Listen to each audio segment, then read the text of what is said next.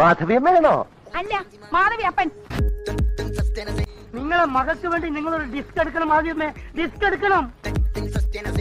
ചെറിയൊരു മിസ്അണ്ടർസ്റ്റാൻഡിങ് പറ്റിയിട്ടുണ്ട്. ഓ, അതൊക്കെ ഇപ്പോഴത്തെ ഏത് ചെറുപ്പക്കാർക്കാ പറ്റാത്തത്? കല്യാണം കഴിയുമ്പോ ഒക്കെ മാറിക്കോളുന്നേ.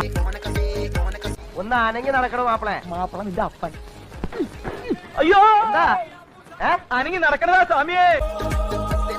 ഇലയിൽ നിന്ന് മുള്ളിൽ വീണാലും മുള്ളിൽ നിന്ന് ഇലയിൽ വീണാലും കേട് നമ്മൾ ഈ മരത്തിനാണ്. അത് നിങ്ങൾ ആലോചിച്ചോളൂ.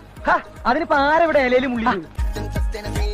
എന്റെ ഉണ്ണി നിനക്കെന്താ? കുറച്ച് വെള്ളം കൂടെ പോരും, കുളിച്ചാ പോരെ? അത് തന്നെ, അതിനായി ഏപ്പറത്തിന്റെ പോസ്റ്റർമാരിങ്ങനെ നിൽക്കണ്. ഞാനേ 20 ബക്കറ്റ് വെള്ളം കോരി കുളിച്ചതാ. അതിപ്പോ ഇവര് കോരി തരണം. 20 ബക്കറ്റാ? എന്നാ പിന്നെ നിന്നെ കോരി ബുദ്ധിമുട്ടണേ, കിണറ്റിലേക്ക് ഇറങ്ങി കുളിച്ചാ പോരോ? ക്രിസ്ത്യാനിയാണല്ലേ? എന്തിനാ പിടിച്ച് കുശുമ തറക്കാനാ? ഒന്ന് പോതല്ലേ, മനുഷ്യന് പ്രാന്ത് പിടിച്ചിരിക്കുമ്പോഴാ മാമോയിച്ച കണക്ക് ചോദിക്കണേ. ഹായ്, ഇത് നാറ്റല്ല, നല്ല മണല്ലേ? ഉണക്കമീൻ പൊരിക്കുന്ന മണം. എടോ, ആ പെണ്ണ് മനഃപൂർവ്വം ചെയ്യുന്ന എന്നെ ഉപദ്രവിക്കാൻ. താൻ പോയത് ചോദിച്ചിട്ട് തന്നില്ലെങ്കിൽ നാണക്കേടല്ലേ സ്വാമി? കൃഷ്ണമൂർത്തി.